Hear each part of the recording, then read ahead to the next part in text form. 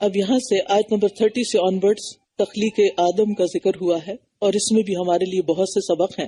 وَإِذْ قَالَ رَبُّكَ لِلْمَلَائِكَةِ إِنِّي جَاعِلٌ فِي الْأَرْضِ خَلِيفَةً، اور جب آپ کے رب نے فرشتوں سے فرمایا کہ میں زمین میں ایک خلیفہ بنانے والا ہوں۔ خلیفہ وہ ہوتا ہے جو کسی کی موت کے بعد یا اس کے غائب ہونے کی صورت میں اس کا جانشین بنے، یا کام خود سر انجام نہ دے سکنے کی صورت میں بعض معاملات میں اس کا نائب ہو۔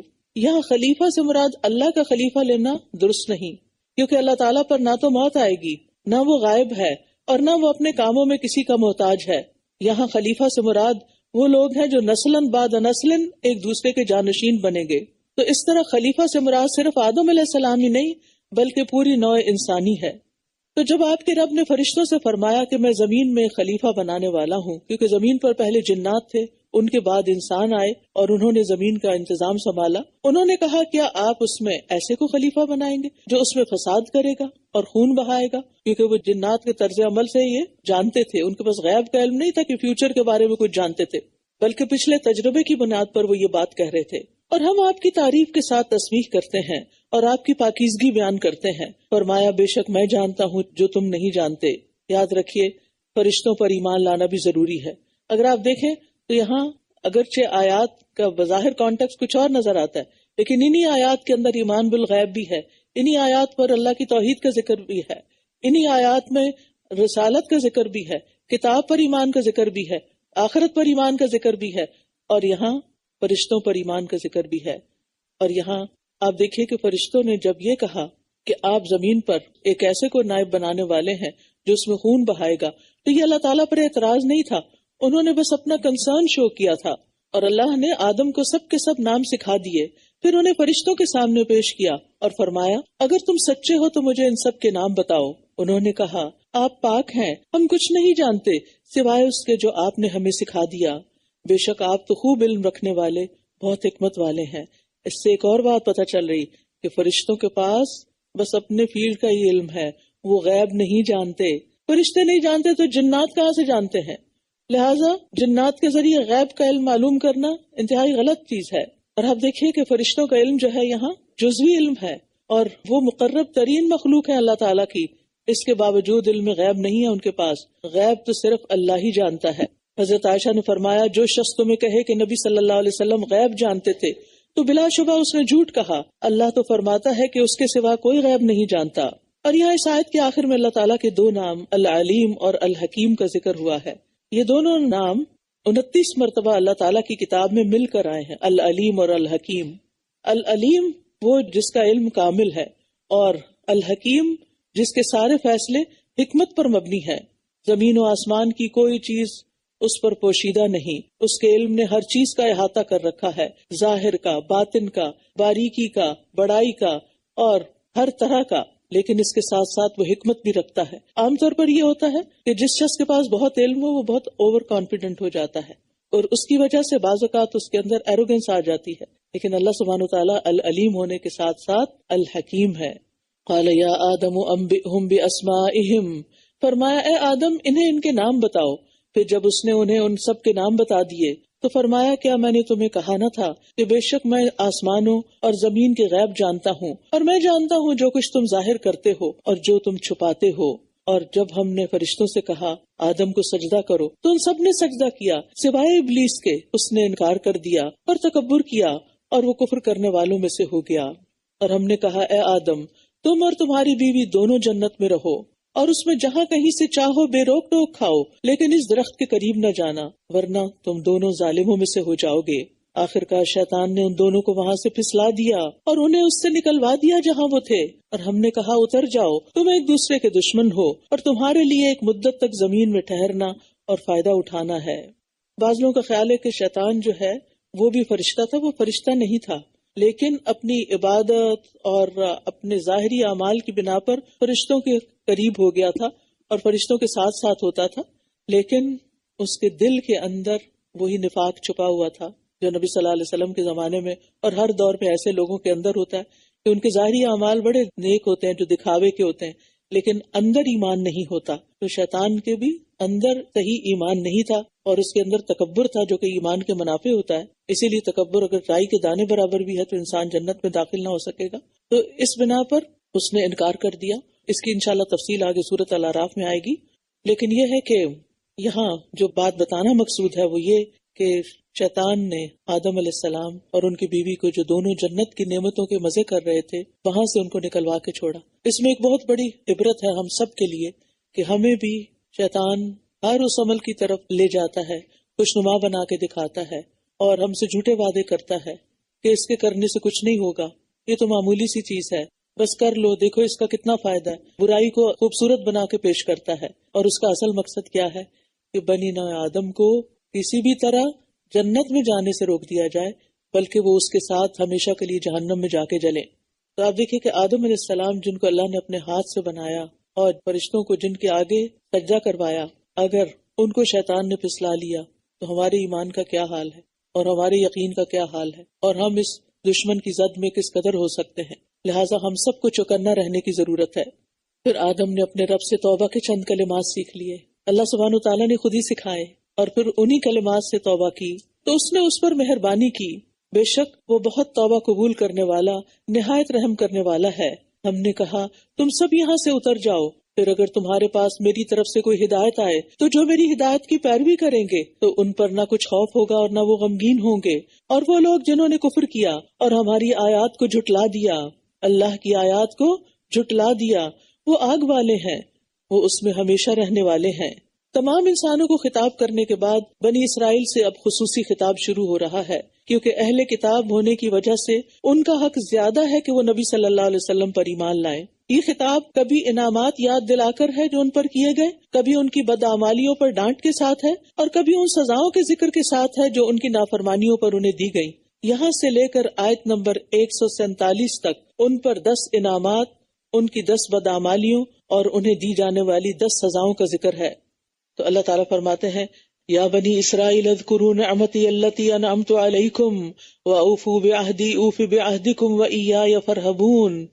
اے بنی اسرائیل، میری اس نعمت کو یاد کرو جو میں نے تم پر انعام کی، اور تم میرے عہد کو پورا کرو، میں تمہارے عہد کو پورا کروں گا، اور صرف مجھ ہی سے ڈرتے رہو، اور اس کتاب پر ایمان لاؤ جو میں نے نازل کی ہے، یعنی قرآن، وہ اس کی تصدیق کرنے والی ہے جو تمہارے پاس ہے، اور تم سب سے پہلے اس کا انکار کرنے والے مت بنو، اور میری آیات کے بدلے تھوڑی قیمت مت لو، اور صرف مجھ ہی سے ڈرتے رہو.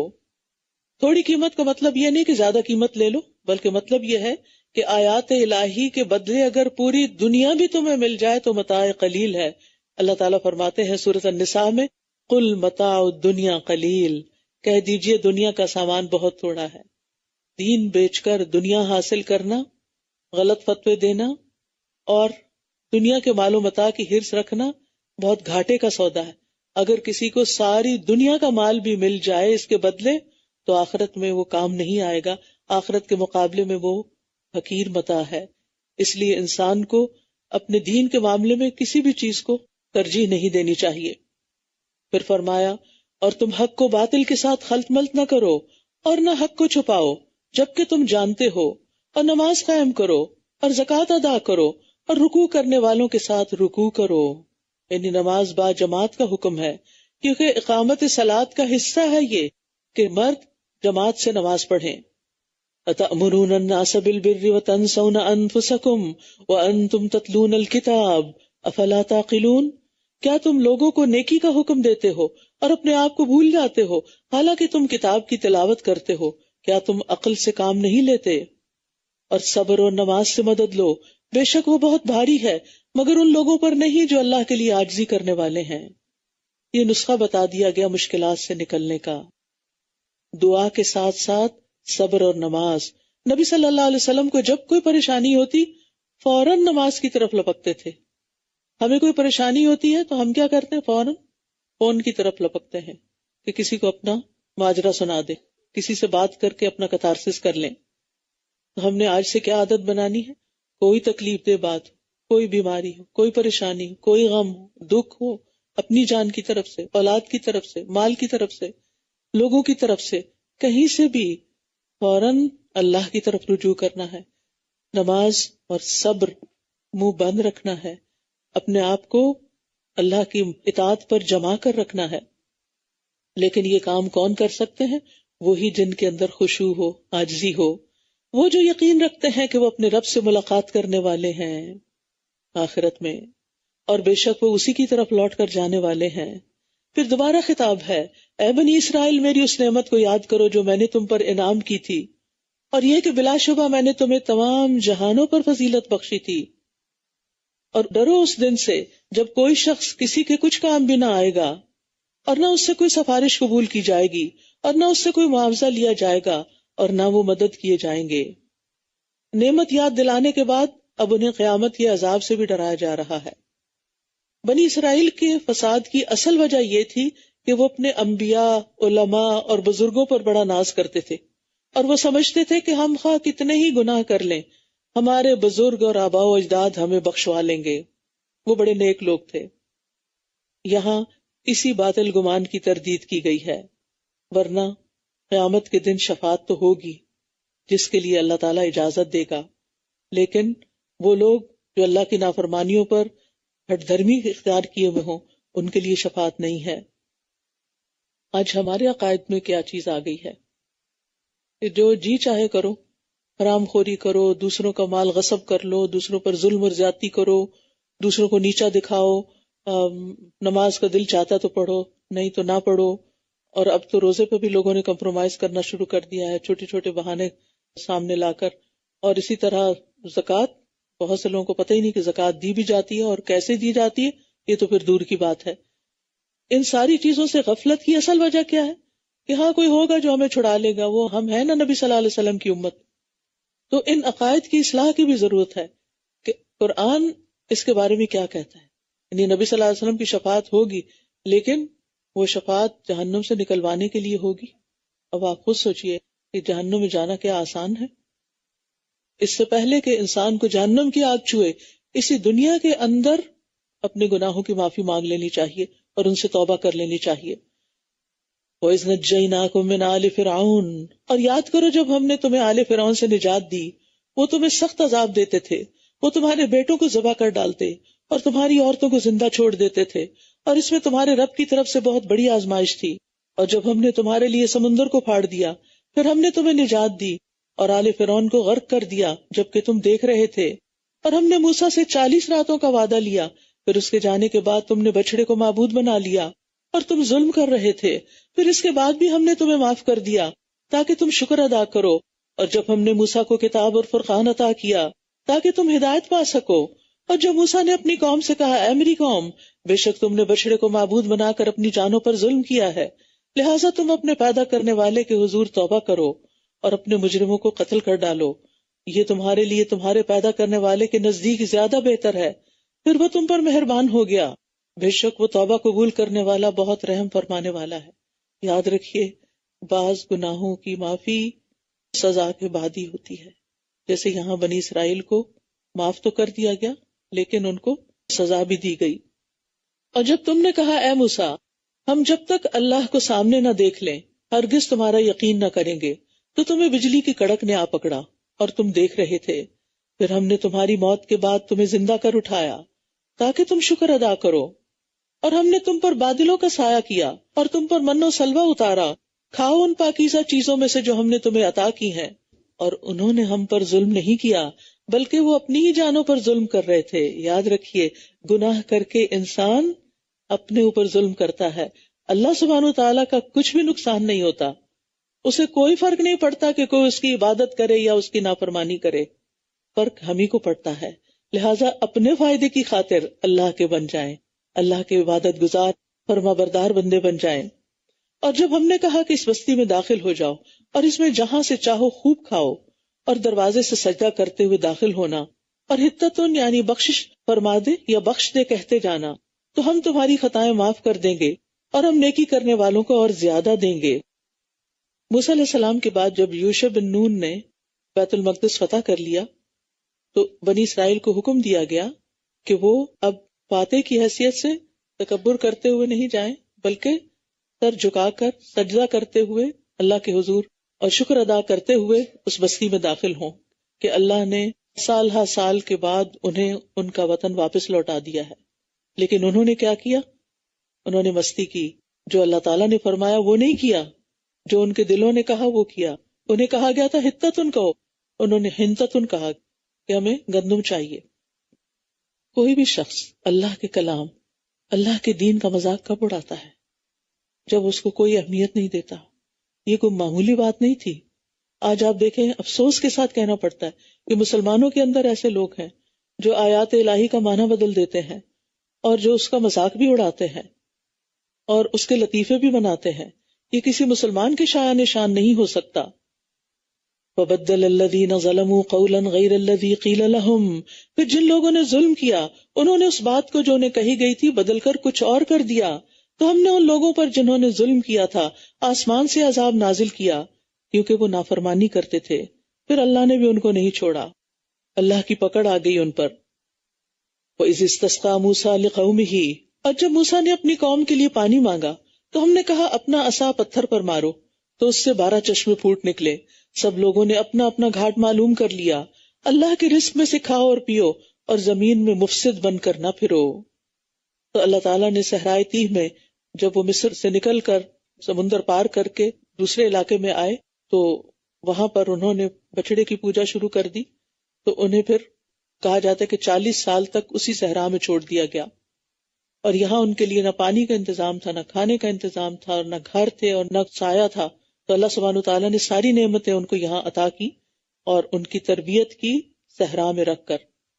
اور جب تم نے کہا اے موسیٰ ہم ایک ہی کھانے پر ہرگز صبر نہیں کر سکتے، لہٰذا ہمارے لیے اپنے رب سے دعا کرو کہ جو کچھ زمین اپنی ترکاری، ککڑی، گندم، مسور اور پیاز میں سے اگاتی ہے وہ ہمارے لیے نکالے. اس نے کہا کیا تم بہتر چیز چھوڑ کر اس کے بدلے کمتر چیز لینا چاہتے ہو؟ کسی شہر میں چلے جاؤ تو جو تم نے مانگا ہے وہ تمہارے لیے موجود ہوگا. اور ان پر ذلت اور محتاجی دے ماری گئی اور وہ اللہ کے غضب کے ساتھ پلٹے. یہ اس وجہ سے ہوا کہ بے شک وہ اللہ کی آیات کا انکار کرتے اور نبیوں کو ناحق قتل کرتے تھے. یہ سب اس وجہ سے بھی تھا کہ وہ نافرمانی کرتے اور حد سے بڑھ جاتے تھے. یہ تھے وہ لوگ جو اللہ کو مانتے تھے، رسول کو مانتے تھے، لیکن عمل سے خالی تھے. آج ان کی مثال سے ہمیں سبق لینا چاہیے.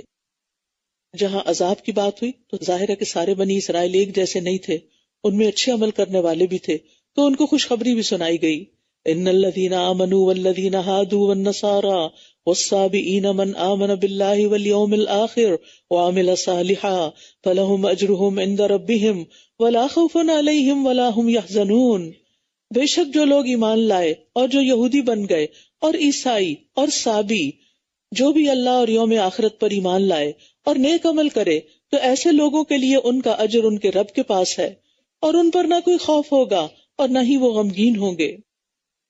اس آیت سے بعض لوگوں نے یہ معنی لیا ہے کہ کسی بھی مذہب سے تعلق رکھنے والا اگر صرف اللہ کو اور یوم آخرت کو مانتا ہے تو جنت اس کے لیے ہے. یہاں اس مقصد کے لیے آیت نازل نہیں کی گئی. قرآن مجید کی صرف اسی ایک آیت کو سامنے رکھ کر فیصلہ نہیں کیا جائے گا، بلکہ دیکھا جائے گا کہ دیگر آیات میں کن چیزوں پر ایمان لانے کا ذکر کیا گیا ہے. تو پورے قرآن کو ماننا ضروری ہے، صرف ایک آیت کو آئسولیٹ کر کے اپنی مرضی کے مطلب مت نکالیں. اور جب ہم نے تم سے پختہ عہد لیا اور کوہ طور کو تمہارے اوپر بلند کیا اور حکم دیا کہ جو ہم نے تمہیں دیا ہے اس کو مضبوطی سے پکڑ لو اور جو اس میں ہے اسے یاد رکھو تاکہ تم متقی بن جاؤ. پھر اس کے بعد تم اپنے اس عہد سے پھر گئے تو اگر تم پر اللہ کا فضل اور اس کی رحمت نہ ہوتی تو تم ضرور خسارہ پانے والوں میں سے ہو جاتے. اور تم نے ان لوگوں کو اچھی طرح جان لیا جنہوں نے تم میں سے ہفتے کے دن کے بارے میں حد سے تجاوز کیا، تو ہم نے ان سے کہا کہ ذلیل بندر بن جاؤ. انہیں ہفتے کے دن مچھلیاں پکڑنے سے منع کیا گیا تھا، لیکن انہوں نے کیا کیا؟ اللہ تعالیٰ کے ساتھ ایک ٹرک کی. جمعے کی شام کو جال لگاتے اور اتوار کے دن مچھلیاں نکالتے، کیونکہ ہفتے کے دن مچھلیاں خوب ابھر کے اوپر آتی تھی اور بڑی تعداد میں ٹریپ ہو جاتی تھی. تو بظاہر انہوں نے یہ شو کیا کہ ہم نے ہفتے کو کچھ نہیں کیا، ہم نے تو جمعے اور اتوار کو کام کیا ہے، لیکن اصل مقصد کو تو نہیں پورا کیا. لہٰذا اللہ سبحانہ تعالیٰ نے بھی پھر ان کو سزا دی. پھر ہم نے اس واقعے کو اس دور کے لوگوں کے لیے اور اس کے بعد آنے والوں کے لیے عبرت اور تقوی والوں کے لیے واضح و نصیحت بنا دیا. ہمارے لیے اس میں کیا سبق ہے کہ ہم اللہ کی آیات کا مذاق نہ اڑائیں، اللہ سبحانہ تعالیٰ کی آیات کے من مانے مطلب نہ نکالیں، اللہ تعالیٰ کی آیات پر اسی طرح عمل کریں جیسے ان کا تقاضا ہے عمل کرنے کا، نہ کہ اپنی خواہشات کے پیچھے چلیں. اور جب موسیٰ نے اپنی قوم سے کہا بے شک اللہ تمہیں حکم دیتا ہے کہ تم ایک گائے ذبح کرو۔ وہ کہنے لگے کیا تم ہم سے مذاق کر رہے ہو؟ کہا میں اس بات سے اللہ کی پناہ مانگتا ہوں کہ میں جاہلوں میں سے ہو جاؤں۔ بنی اسرائیل مصر میں ایک طویل عرصے تک رہے تھے، اور مصریوں کی طرح ان کے اندر بھی گائے کی عظمت پیدا ہو گئی تھی، یعنی ان کے دلوں میں گائے کی بہت عظمت تھی۔ اب ظاہر ہے کہ مصر تو یہ چھوڑ آئے تھے، تو پچھلے جو عقائد کی خرابی تھی اس کی اصلاح کرنا بھی مقصود تھی۔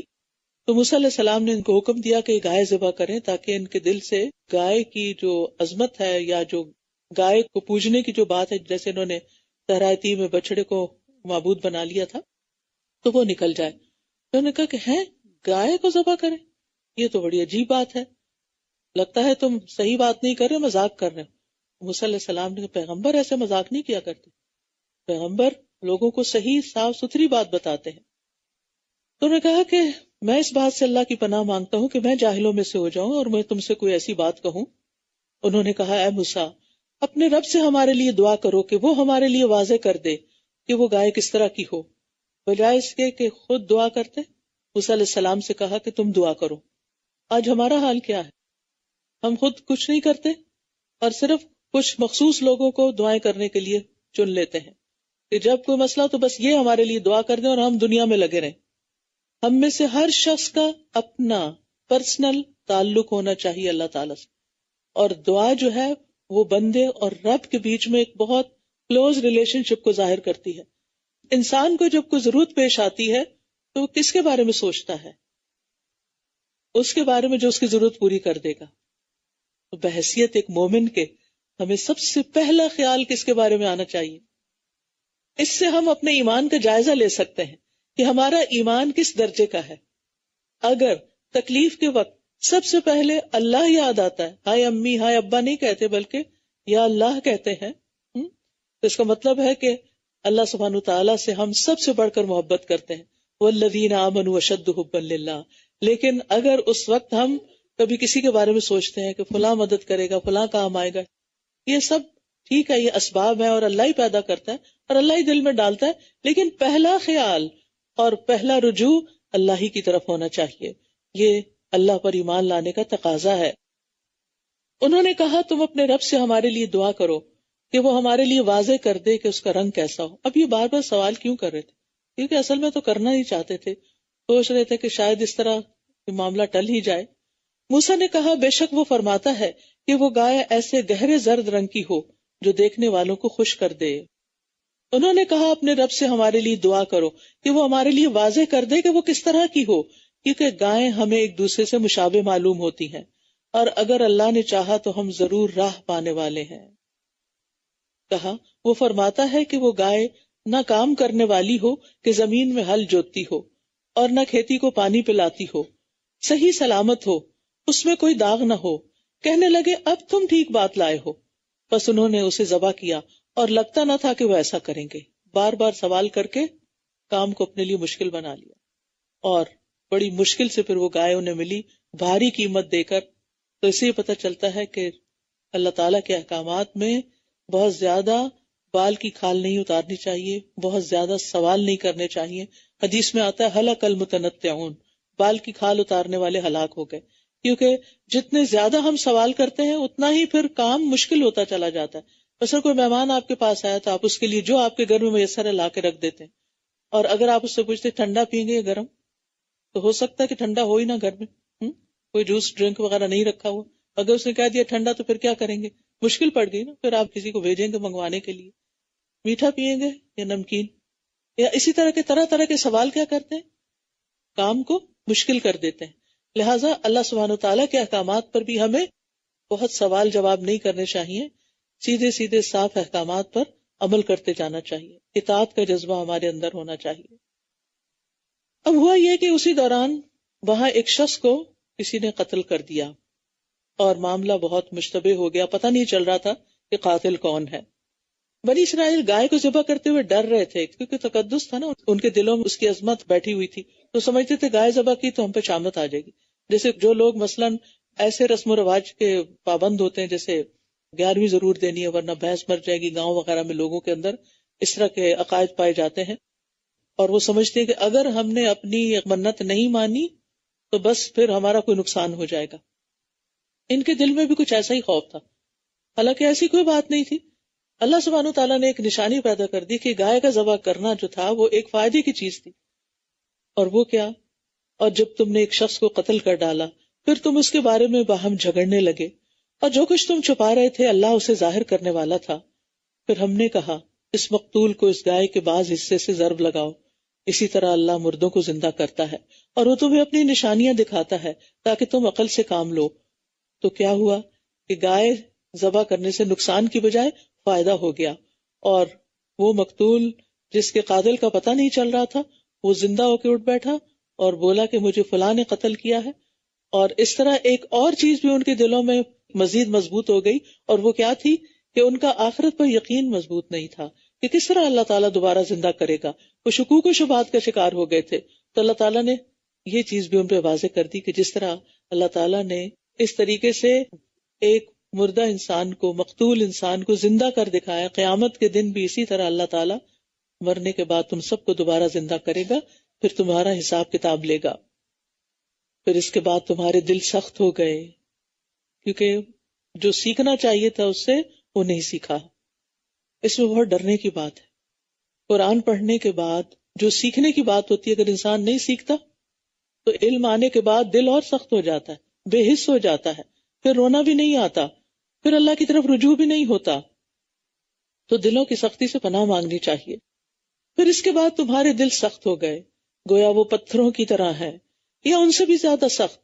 اور بے شک کچھ پتھر ایسے ہیں کہ ان سے نہریں پھوٹ نکلتی ہیں، اور ان میں سے کچھ ایسے ہیں جو پھٹ جاتے ہیں تو ان میں سے پانی نکل آتا ہے، اور بلا شبہ ان میں سے کچھ ایسے بھی ہیں جو اللہ کے خوف سے گر پڑتے ہیں. اور جو بھی عمل تم کرتے ہو اللہ اس سے ہرگز غافل نہیں ہے. افتطمعون ان یؤمنوا لکم وقد کان فریق منہم یسمعون کلام اللہ ثم یحرفونہ من بعد ما عقلوہ وہم یعلمون. کیا بھلا تم امید رکھتے ہو کہ یہ تمہاری بات مان لیں گے؟ حالانکہ یقیناً ان میں سے ایک گروہ کے لوگ اللہ کا کلام سنتے ہیں پھر اس کو سمجھ لینے کے بعد یہ اس میں تحریف کر دیتے ہیں، حالانکہ یہ جانتے ہیں. تحریف کہتے ہیں تبدیلی کو، تبدیلی کر دیتے ہیں. یعنی ان کے علماء کا حال کیا ہے کہ وہ اللہ کے کلام کو ہی بدل دیتے ہیں. اور جب یہ ان لوگوں سے ملتے ہیں جو ایمان لائے تو کہتے ہیں ہم بھی ایمان لے آئے ہیں. اور جب یہ ایک دوسرے کے ساتھ تنہائی میں ہوتے ہیں تو کہتے ہیں کیا تم ان مسلمانوں کو وہ باتیں بتا رہے ہو جو اللہ نے تم پر کھولی ہیں تاکہ وہ تم سے اس بارے میں تمہارے رب کے ہاں جھگڑا کریں؟ پھر کیا تم عقل سے کام نہیں لیتے؟ اولا یعلمون ان اللہ یعلم ما یسرون وما یعلنون. کیا یہ جانتے نہیں کہ بے شک اللہ جانتا ہے جو کچھ یہ چھپاتے ہیں اور جو یہ ظاہر کرتے ہیں. اللہ کو سب پتا ہوتا ہے جو ہمارے دلوں کا حال ہوتا ہے اور جو ہماری زبانوں پر ہوتا ہے، جو ہمارے ظاہری اعمال ہوتے ہیں اور جو ہمارے باطنی قلب کے اعمال ہوتے ہیں، وہ سب اس کے سامنے ہیں. وَمِنْهُمْ أُمِّيُّونَ لَا يَعْلَمُونَ الْكِتَابَ. اور ان میں سے کچھ ان پڑھ ایسے ہیں جو کتاب کا علم نہیں رکھتے. اللہ کے ہاں ان پڑھ کون ہے، لا علم کون ہے، جاہل کون ہے؟ جو کتاب کا علم نہیں رکھتا. اور کتاب سے مراد اللہ کی کتاب، دنیا والوں کی لکھی ہوئی کتابیں نہیں. اور ان میں سے کچھ ان پڑھ ایسے ہیں جو کتاب کا علم نہیں رکھتے. تو بحیثیت مسلمان ہم میں سے ہر ایک کو یہ علم ہونا چاہیے. کس چیز کا علم؟ قرآن کا علم، کتاب کا علم. اور ان میں سے کچھ ان پڑھ ایسے ہیں جو کتاب کا علم نہیں رکھتے سوائے جھوٹی آرزوؤں کے، اور یہ صرف گمان سے کام لیتے ہیں. یعنی ایک وہ عقیدہ ہے جو اللہ نے اتارا ہے کہ کن کن چیزوں پر ایمان لانا اور کن باتوں پر عمل کرنا ضروری ہے، اور اس کے پیرالل انہوں نے اپنا ایک الگ دین بنا رکھا ہے جو ان کی خواہشات پر مبنی ہے، جو ان کے اپنے خیالات پر مبنی ہے، جس کی کوئی حقیقت نہیں ہے. ہلاکت ہے ان لوگوں کے لیے جو اپنے ہاتھوں سے کتاب لکھتے ہیں پھر کہتے ہیں یہ اللہ کی طرف سے ہے. یہ ان کے علماء کا حال تھا تاکہ اس کے بدلے معمولی قیمت حاصل کر لیں. بس ہلاکت ہے ان کے لیے اس چیز کی وجہ سے جو ان کے ہاتھوں نے لکھی، اور ہلاکت ہے ان کے لیے اس چیز کی وجہ سے جو وہ کما رہے ہیں.